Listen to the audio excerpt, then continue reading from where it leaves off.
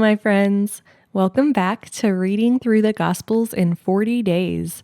Today is day 29, and we're going to read Luke chapters 20 and 21.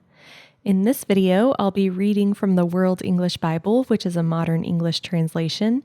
If you prefer to listen to the King James Version, then I have another video that will be posted later today, and I have that linked in the description below.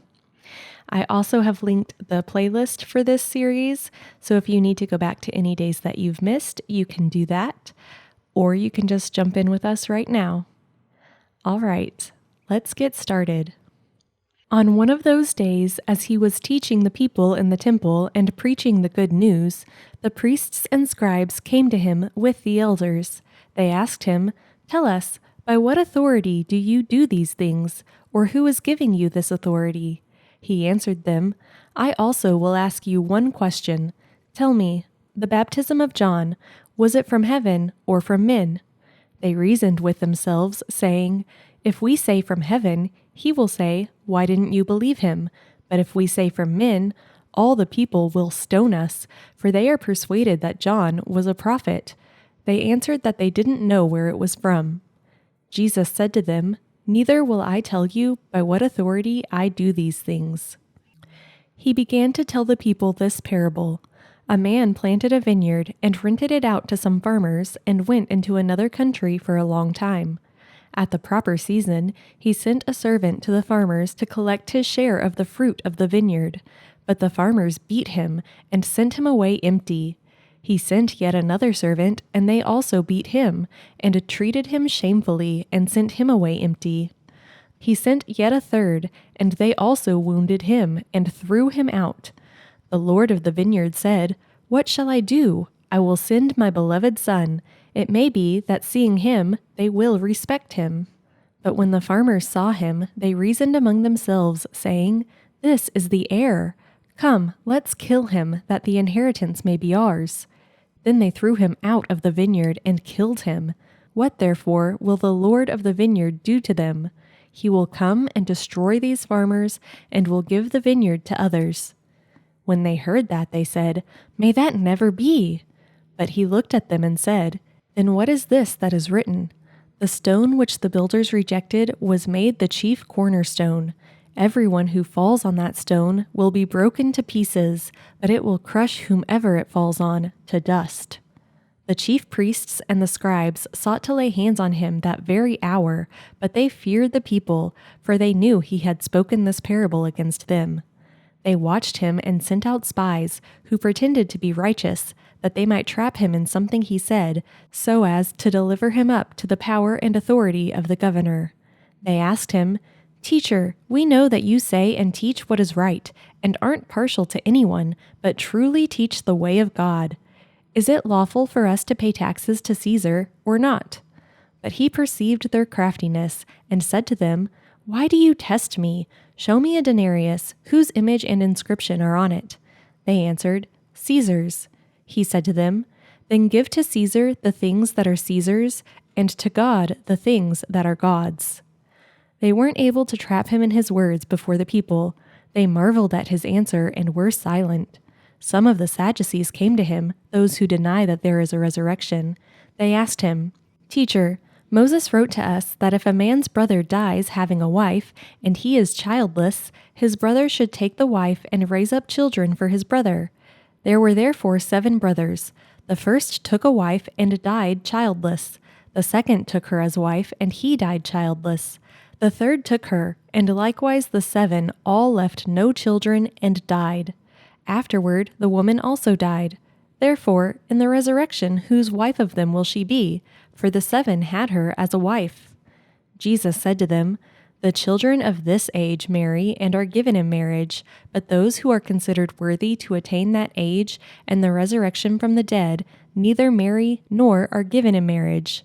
For they can't die anymore, for they are like the angels and are children of God, being children of the resurrection. But that the dead are raised, even Moses showed at the bush, when he called the Lord, the God of Abraham, the God of Isaac, and the God of Jacob.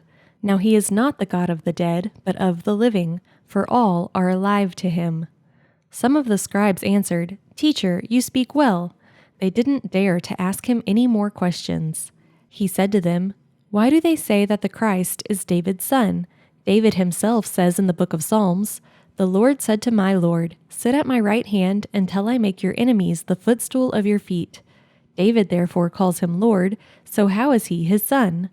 In the hearing of all the people, he said to his disciples, "Beware of those scribes who like to walk in long robes and love greetings in the marketplaces, the best seats in the synagogues, and the best places at feasts, who devour widows' houses and for a pretense make long prayers.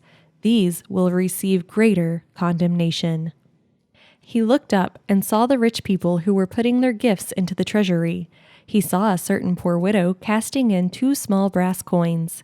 He said, "Truly I tell you, this poor widow put in more than all of them, for all these put in gifts for God from their abundance, but she, out of her poverty, put in all that she had to live on."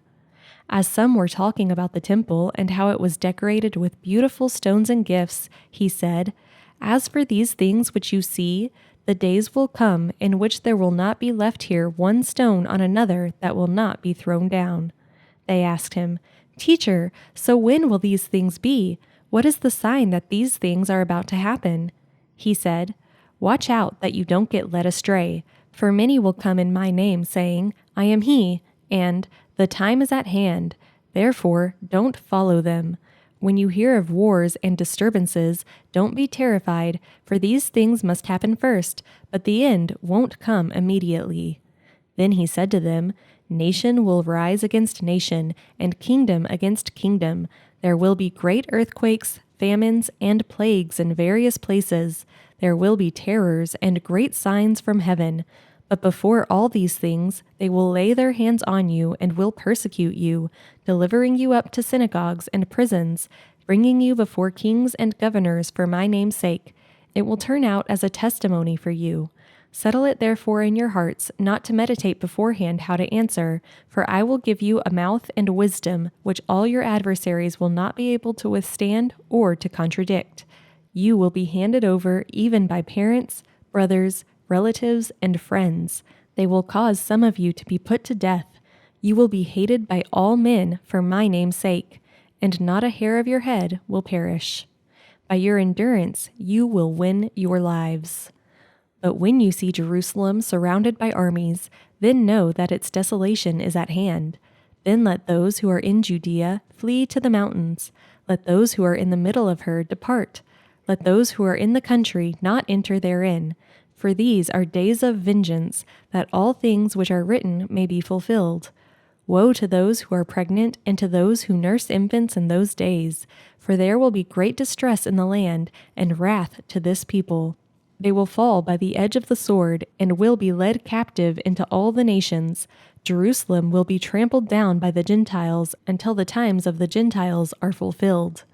There will be signs in the sun, moon, and stars, and on the earth anxiety of nations, and perplexity for the roaring of the sea and the waves, men fainting for fear and for expectation of the things which are coming on the world, for the powers of the heavens will be shaken.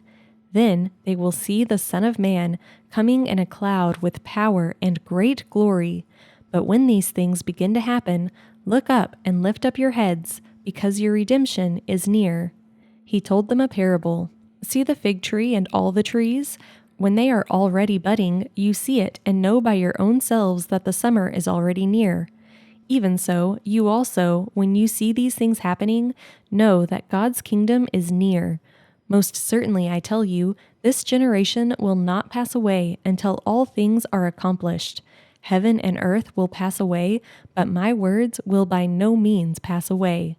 So be careful, or your hearts will be loaded down with carousing, drunkenness, and cares of this life, and that day will come on you suddenly. For it will come like a snare on all those who dwell on the surface of all the earth. Therefore be watchful all the time, praying that you may be counted worthy to escape all these things that will happen, and to stand before the Son of Man." Every day Jesus was teaching in the temple, and every night he would go out and spend the night on the mountain that is called Olivet. All the people came early in the morning to him in the temple to hear him. Thank you again for joining me on this reading journey through the Gospels. Remember to subscribe and click the notification icon so that you always know when new videos are posted. Also, I have merch available, and that's linked in the description below, so you can check that out if you're interested. I can't wait to see you all tomorrow for day 30. And until then, I hope you have a wonderful and blessed day.